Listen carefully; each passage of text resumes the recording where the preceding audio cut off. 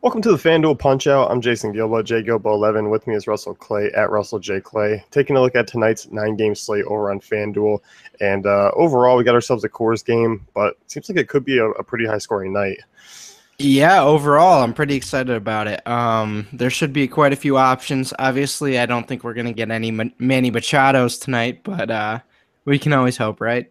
Yeah, I mean, nothing's going to compare to a third, three-homer game in 3 innings. I feel kind of let down that he didn't get the fourth one. Like, he had a lot of time to go and get it, as if it's an easy thing to do. But I was kind of Uh, disappointed. no, I hear you. Once you're there, it's kind of like, all right, just finish it off here, Manny. But he didn't, so Yeah, I mean, so I guess it was just kind of an average performance after that. yeah, I mean, pretty much.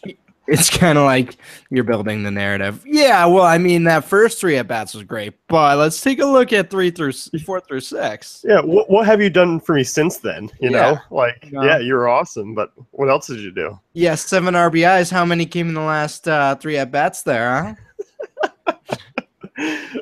Jumping into the first game here, you got the Rays and Blue Jays, R.A. Dickey versus Jake Odorizzi.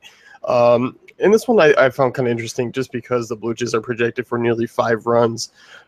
They've been a team that's really struggling of late. Bottom 5 in WOBA over the last 2 weeks, 27% strikeout rate. I mean, I'm not jumping all over it, but obviously there is some potential here against Odorizzi, who does struggle on the road and does struggle with right-handed homers. So I'm okay with targeting these guys, but it's not the sure thing like it kind of suggests as far as Vegas goes.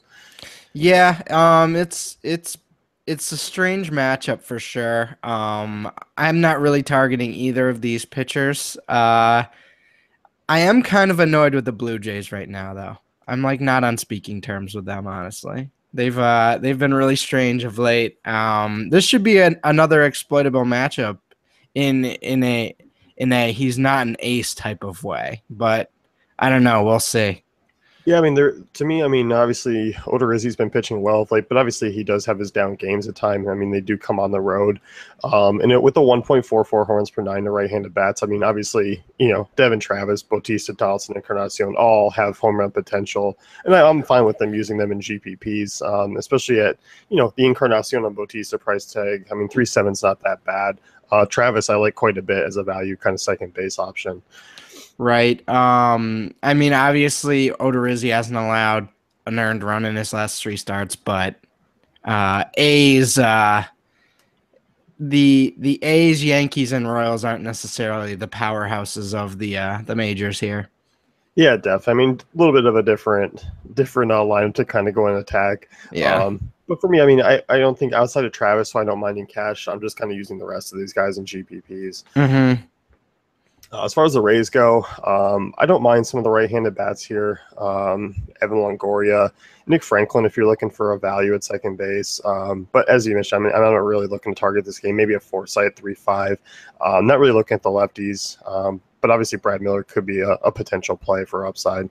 Yeah, for sure. Definitely an upside guy. And I mean, this Kevin Kiermaier, they just keep bumping him up into the top of the lineup. So, I mean, he did have a big game a few games ago. Could be a decent start there. At 29.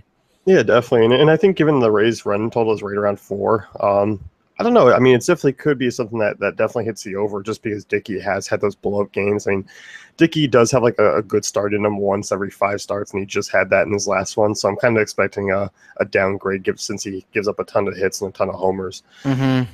So this one could be sneaky, but also it could be pretty lackluster, I think. Yeah, agreed. Yeah.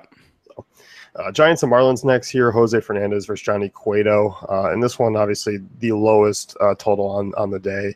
I'm not really looking to attack anyone here. I think if I was, it'd probably be Cueto just because he hasn't been the most consistent.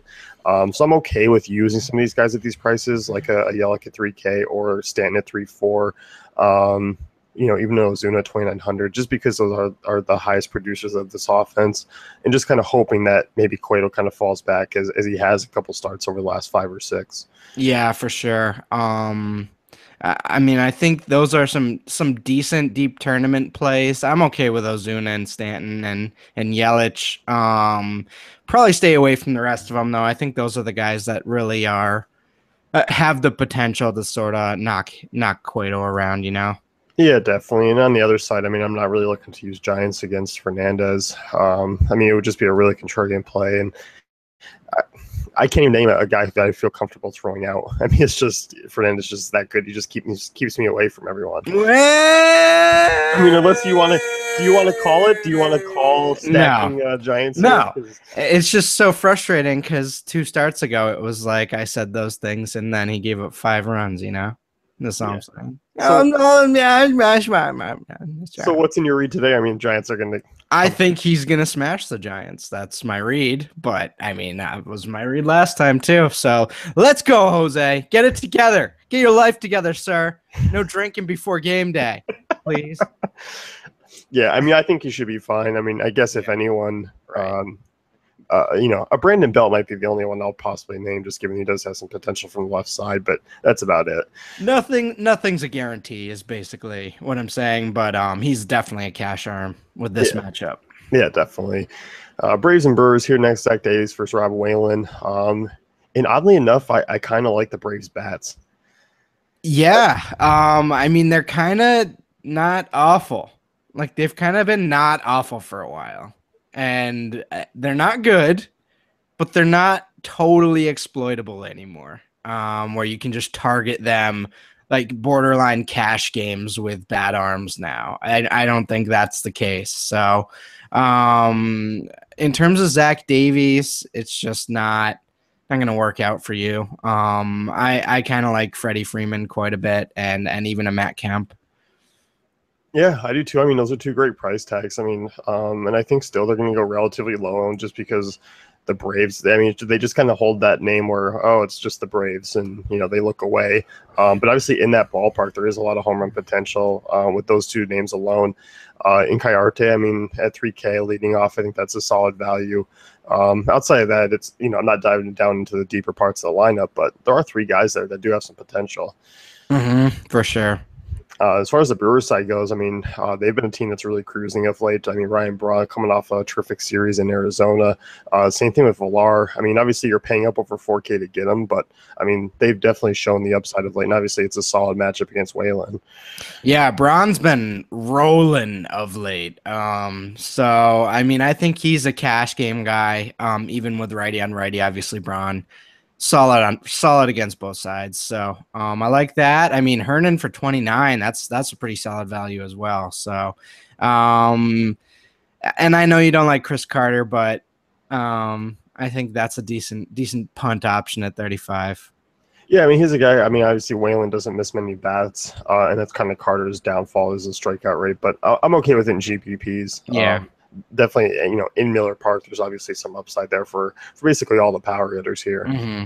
So, Astros and Twins next. Tyler Duffy versus Colin McHugh. This one's definitely going to be an interesting game because I think it does have a lot of potential. I'm kind of curious to see which McHugh actually shows up today, if it's bad McHugh or good McHugh, because there is obviously 2 sides to his story. So either way, I mean, I think the Twins are obviously intriguing GPP options just because McHugh does have that blow-up potential. Yeah, let's go Max Kepler. He's only 33. Potential cash option, I think, batting third there with his price. I'm okay with Sano and Dozier as well. Even a Trevor Plouffe at 26 is pretty reasonably priced. So, as you mentioned, McHugh is all over the place. So, I wouldn't suggest getting a ton of exposure, but I think I think a lot of these Twins are definitely in play for tournaments. Yeah, you look, I mean, righties against McHugh since last year, 3.37 WOBA, 1.04 runs per 9. Obviously, you mentioned Dozier. Sano's at a decent price tag, and even Kepler, I mean, the way he's, showing off his power from the left side of the plate. Outside of that, I mean, Plouffe, decent value at 2,600, and we saw McHugh with the reverse splits, so I'm definitely okay with that as well. Mm-hmm. So, as far as the Houston bats go, I mean, Tyler Duffy's a guy who's been hit hard by right-handers. I mean, 381 WOBA, 1.90 homes per 9. There's definitely a lot of potential here for this Houston team, especially the right-handers. I like an Evan Gattis at 3.3 behind the dish. I think he's an intriguing high upside play, and I feel like this is going to be a Carlos Correa night. Yeah, Carlos Correa could definitely be in the cards tonight, and for under 4K, you definitely like that. I mean, even some of the value bets in this lineup are where I might be looking and diving in at some punts. Got a lot of guys with the potential to be under 2,500. So for FanDuel, I mean, that's a big boost, especially if Alex Bregman is batting second at 2,500. Yeah, definitely. I mean, he's a guy who obviously, I mean, they're consistently rolling out there, even though it hasn't really come through yet. I mean, obviously a talented player, but obviously in a matchup with this and stuff, yeah, I could certainly see this being a night where he could break out.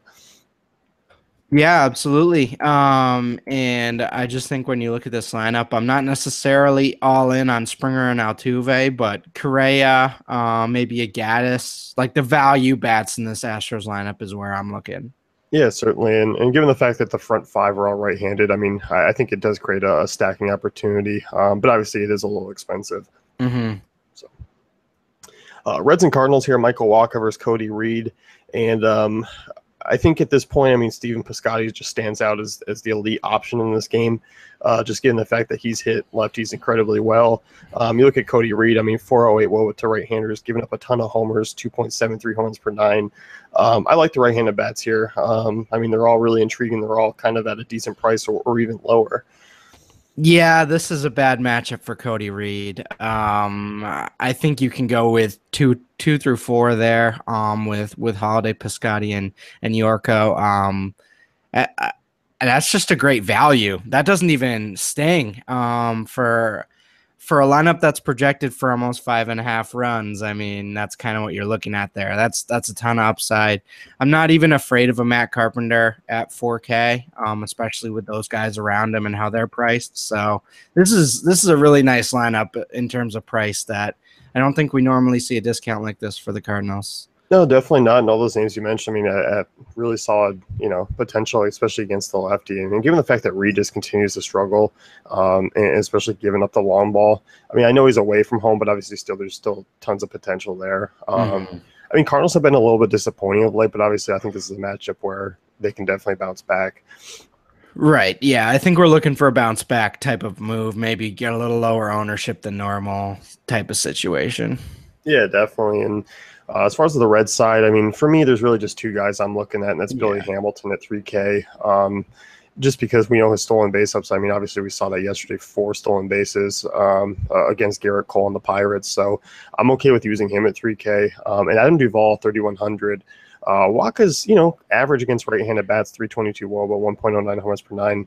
That's a cheap price tag for Duvall with a guy who's got a lot of power against righties. Absolutely. Tons of power against righties, in fact. So 3,100, that's a great. I still think he's more tournament than cash for me. But at the same time, I mean, 3,100 for that type of power, I think it's a lot of upside.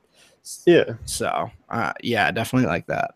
Yeah, and as far as Votto 3.8, I'm not really intrigued with it. Kind of the rest of the lineup, I'm not really looking to use. I could see myself throwing a Votto in there randomly if I'm doing a ton of lineups, but not something I'm looking at the first 2 or 3 or 4 times through. Yeah, that's fair. Rangers and Rockies next year, Tyler Anderson versus Cole Hamels. And obviously it's an intriguing game just because it's in Coors, and we can kind of talk about the Rangers first because obviously – you look at the run totals, I mean, they're both nearly identical, but you got to feel that Cole Hamels and Tyler Anderson are a little bit mismatched as far as talent-wise. But Anderson really hasn't been bad in Coors, and he hasn't really allowed a ton of home runs. But obviously there are some bats here that do hit lefties really well, like Desmond and Beltre, and even a Ryan Rua or an Andrus if you wanted to dive down lower into the back half of that lineup. Mm-hmm. Yeah, I mean, I think this might be when we get our Rangers breakout with this new and improved. Stella's got a new groove. This new lineup with Beltran and Lucroy is gonna hit big in some of these games, in my opinion. And if it does, I just think it's gonna be an assembly line of singles and doubles and potentially a home run mixed in. So I think it's going to be a group effort 1 through 8 here. And I think even the end of the lineup, like you mentioned, is very much in play. A Beltre for 38's solid for me as well. Yeah, definitely. And Shin-Soo Choo has oddly been really good against lefties this year.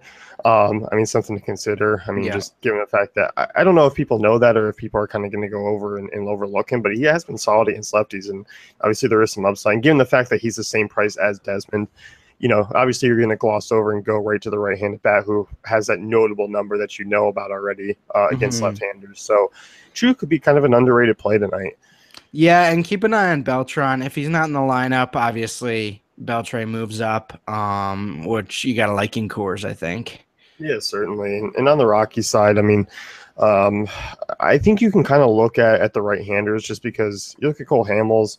I mean, obviously he is a bat that or an arm that is talented, but still gives up a decent amount of homers, especially in bad ballparks. Mm. I don't mind, kind of using Arenado or Reynolds as kind of options there, but I'm not really all in on the Rockies.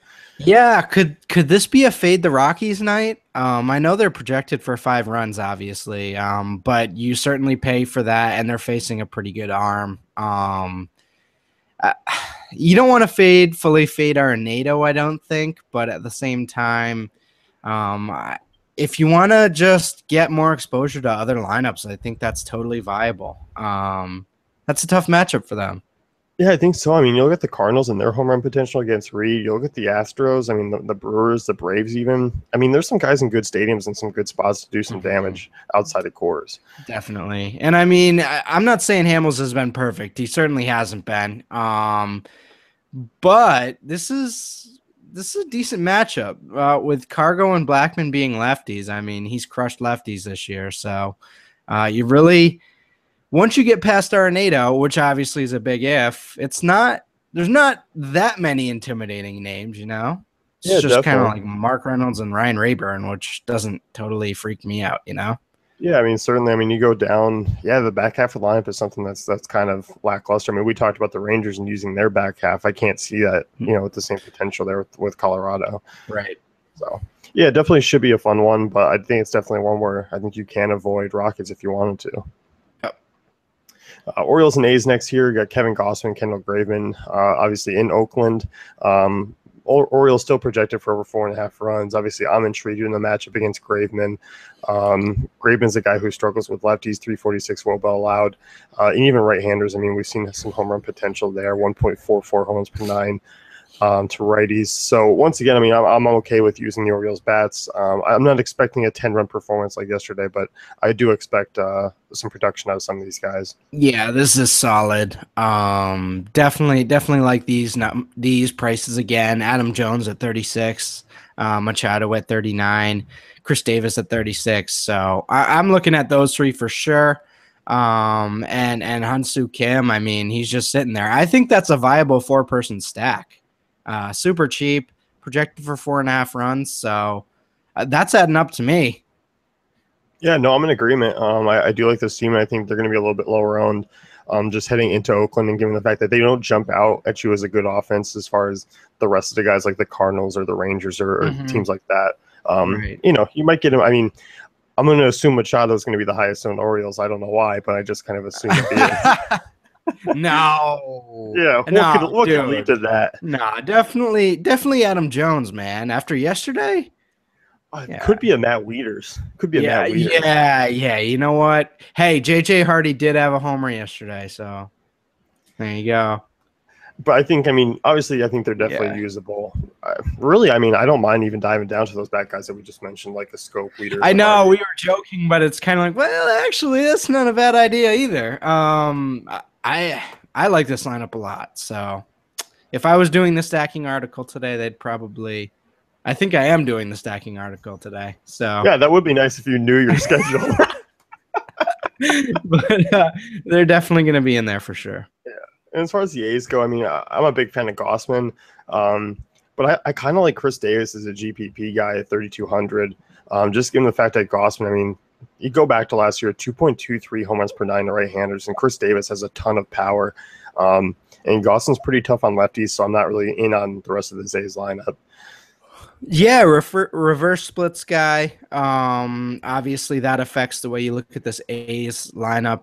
Normally against righties, you kind of just fade him other than Vot. But yeah, I agree. There is some home run upside there, and I think you'll get him at a reduced price. Yeah, definitely. Tigers and Mariners next here. Hisashi Wakuma, Mike Fulmer. This is one of the lower totals on the night in Safeco. This one, I mean, I guess I'm kind of more inclined to use the Tigers bats than I am against the Mariners against Fulmer, but I do like some of those Mariners prices. And Fulmer's been a guy who hasn't been actually great of late. I mean, before it was kind of I stayed away from him completely, but I'm kind of in on using the Seattle bats as far as being contrarian just because their prices are so low. Very low. I guess to add on to that, what bats are you looking at? I mean, I'm not looking necessarily at the value up top. It's more just the usual three of Cano, Cruz, and Okay, Seager. that's what I'm thinking. Yeah. I don't think this is a night where you use the secondary pieces, but I think you can use. I don't think I'd even use all three in a lineup, but maybe do two, maybe a Cano, Cruz Seager or something like that. They're all in play for sure, but I kind of like Fulmer as well. So I'm not totally out on him either. Yeah, as far as the Tigers bats, I mean, they're at some really cheap price tags. I mean, outside of Cabrera and Kinsler, I mean, you got kind of Victor Martinez sitting there at 3,200, Upton at 26. I mean, even the JD Martinez, I mean, it's a little up there, but 3,700 is not a bad price tag for him. Curious to see if these Mariners bats, I mean, or these Tigers bats could do some damage against Iwakuma, who's kind of been up and down this year. There is some home run potential there from the right side. I don't know. I mean, obviously, I think it's more contrarian one-offs. I don't think it's quite the stacking potential. Iwakuma's literally been all over the joint this year. Like I don't know. There's really no rhyme or reason to when he has a good start. Shuts down the Red Sox, but gets smashed by the Cubs. Like, it's just random. So I do like him a little bit in terms of tournaments. So I'm not totally going all in on this Tigers team, but the prices are so good. I don't see why I wouldn't take a gamble on a Victor Martinez. Yeah, I mean, I think that's the thing with this game is really it's not the perfect spot for either of these offenses, but given the fact that they are talented and they can beat up on good pitchers at times, the price tags, it just kind of makes you look a little deeper into this one, maybe more than you should. Mm-hmm, for sure. So it could be definitely a nice GPP game to target at the end of the night. Definitely. Dodgers and Phillies next year. Julio Urias for Zach Eflin. I'm not necessarily looking to use Phillies here. I know Urias. I mean, he's not a guy who's going to go deep into the games, but you do have a Dodgers bullpen that is decent in the back half. I'm just kind of staying away. I'm looking to use Dodgers. Yeah. It kind of makes the whole Phillies situation uncomfortable for Urias. Like, he's not going to go deep into the game. He sort of gives up a run or two every start, but he doesn't get shelled. It's just kind of like, it's just mediocre, full-on mediocrity on that side. So I don't think the Phillies are a team that really, even against the bullpen, are one to take advantage of that. So I think that's pretty accurate, their prices and their projected run total, which means probably don't want to get too much exposure to them. No, I don't think so. And Dodgers are a team that I'm looking to use. I mean, 345 WOBA allowed to lefties, 1.98 home runs per nine with Eflin so far in his career. Not good numbers against left-handers, and you're facing a Dodgers team that just has a ton of them. And then obviously Justin Turner at 3,400 is very solid. But the Dodgers are value to me tonight. I mean, outside of Seager, I mean, those are really nice price tags, like a Reddick at 3.2, Gonzalez at 3K. I mean, I'm fine with kind of using really 1 through 6 there. Yeah, definitely. Definitely like the lefties versus Eflin. So I think you can fire away with that. Even Seager at 4K, I'm totally comfortable with. Yeah, certainly. So I think they're another team, I mean, that can kind of rank ahead of the Rockies for me tonight. Mm-hmm. So that's going to wrap it up with the FanDuel Punch Out. Be sure to check out DailyFantasyCafe.com for all the great tools and content.